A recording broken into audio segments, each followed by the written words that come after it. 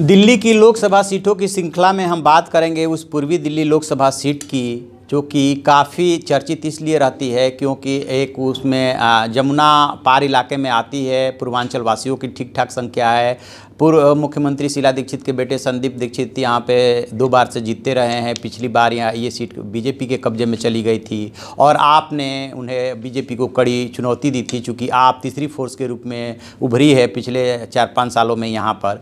तो आप इस पूर्वी दिल्ली में इस बार क्या समीकरण बन रहा है, कौन हारेगा, कौन जीतेगा, आप और कांग्रेस का गठबंधन होगा या त्रिकोणीय मुकाबला होगा, इस पर चर्चा करेंगे। मैं हूँ विद्याशंकर तिवारी, इंडिया न्यूज़ के डिजिटल चैनल इन खबर के लिए। दरअसल पूर्वी दिल्ली संसदीय सीट पे लगभग 25 लाख की आबादी मानी जाती है। काफ़ी थिक यहाँ पॉपुलेशन है, घनत्व भी काफ़ी ज़्यादा है। लेकिन जो विधानसभा की इसमें सीटें पड़ती है उस पर जो है आपका कब्जा है। 10 विधानसभा की सीटें हैं, वो है 2 सीटें चली गई है जो साउथ दिल्ली का पार्ट माना जाता है, उसमें जंगपुरा और ओखला। इसके अलावा त्रिलोकपुरी और कोंडली जो है ये दोनों सुरक्षित सीटें हैं। और पटपड़गंज है, लक्ष्मी नगर है, विश्वास नगर है, कृष्णा नगर है, गांधी नगर है और शहादरा है। ये 10 विधानसभा की सीटें हैं। पटपड़गंज से deputy chief minister Manish Sisodia हैं।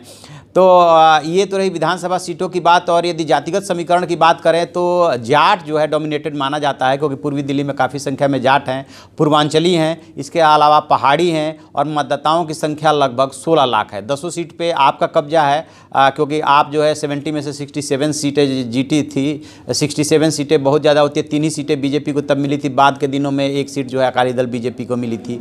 और कुल 40 वार्ड है इस क्षेत्र में। यदि इतिहास की बात करें तो इस सीट पर जो है बीजेपी और कांग्रेस में दिल्ली की लगभग सभी सीटों पे बीजेपी और कांग्रेस में कांटे का मुकाबला होता रहा है। लेकिन अब जो बाद के दिनों में या कह सकते हैं कि 2013 में जो ये आम आदमी पार्टी का उदय हुआ 12-13 में, उसके बाद से वो तीसरी ताकत के रूप में काफ़ी मजबूती से उभरी। इस सीट का अस्तित्व जो बना वो 67 में आया। तब जो है भारतीय जनसंघ के यहाँ पे हरदयाल देवगन जीते थे और बाद के दिनों में 71 का चुनाव में जो है HKL भगत कांग्रेस के जीते थे। 77 में किशोरी लाल जीते थे जनता पार्टी से और फिर 3 बार लगातार HKL भगत यहाँ से रहे। उसके बाद बैकुंठ लाल शर्मा यहाँ से 1991 में बीजेपी की तरफ से जीते, फिर बैकुंठ लाल शर्मा 96 में भी जीते और 97 में फिर बाई इलेक्शन हुआ क्योंकि उन्होंने बीच में ही अपनी सीट छोड़ दी थी। फिर लाल बहादुर तिवारी लगातार 3 बार जीते। 2004 और 2009 में कांग्रेस के संदीप दीक्षित यहाँ से जीते, वो पूर्व मुख्यमंत्री शीला दीक्षित के बेटे हैं। लेकिन 2014 में ये बीजेपी के महेश गिरी ने ये सीट जो है फिर से बीजेपी के झोली में ढाल दी। कांग्रेस से इस सीट को झटक लिया था। और जो दूसरे नंबर पर रहे थे वो यहाँ पे पिछली बार जो है कांग्रेस नहीं बल्कि आम आदमी पार्टी रही थी। आम आदमी पार्टी ने यहाँ से राजमोहन गांधी परिवार से, महात्मा गांधी के परिवार से राजमोहन गांधी को उतारा था। उनको 3,81,000 वोट मिले थे, जबकि महेश गिरी जो जीते थे उनको 5,72,000 वोट मिले थे। इस तरह से लगभग 1,90,000 से वो जीत गए थे महेश गिरी। और संदीप दीक्षित खिसक करके तीसरे नंबर पे आए गए थे। उसके पहले 2009 और 2004 के चुनाव में संदीप दीक्षित ही जीते थे।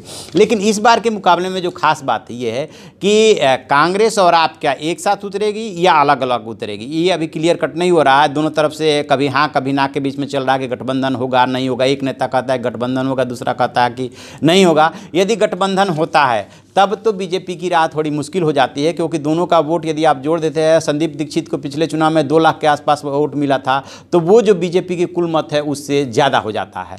और यदि दोनों अलग अलग लड़ते हैं तो फिर बीजेपी के लिए आप जो है रास्ता देंगे, उसकी राह आसान बना देंगे। आपने अपने 5 लोकसभा सीटों में अपने प्रभारी घोषित कर दिए हैं। उसमें से पूर्वी दिल्ली भी एक संसदीय क्षेत्र है जहाँ पे आतिशी मरलेना को उन्होंने प्रभारी बनाया है। और ये साफ साफ जो राष्ट्रीय संयोजक है अरविंद केजरीवाल और दिल्ली के मुख्यमंत्री, उन्होंने घोषित किया है कि आतिशी मरलेना ही पूर्वी दिल्ली से आम आदमी पार्टी की उम्मीदवार होगी। तो एक तरह से क्लियर है। कांग्रेस की तरफ से संदीप दीक्षित यदि आते हैं, आने की संभावना है, संदीप दीक्षित होंगे और आपकी तरफ से आतिशी मरलेना होगी। और बीजेपी के जो कि महेश गिरी की ठीक ठाक पकड़ है, तो बीजेपी उनको रिपीट भी कर सकती है और टिकट काट भी सकती है, दोनों गुंजाइश है।